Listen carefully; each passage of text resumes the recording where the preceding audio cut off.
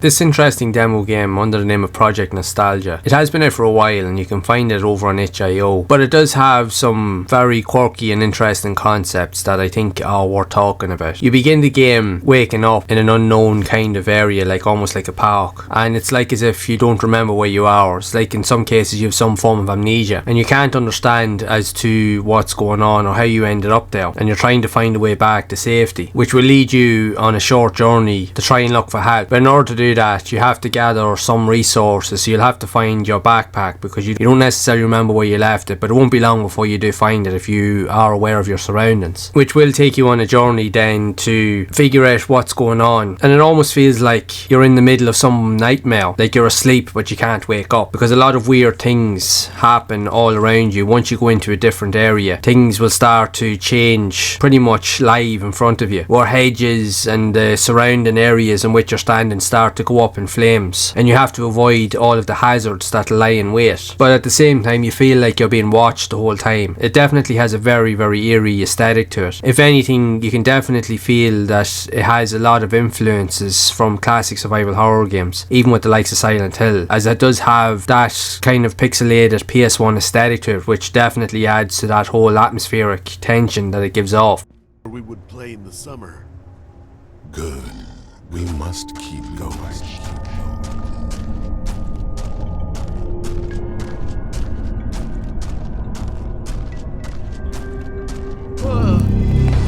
Stay away from the fire.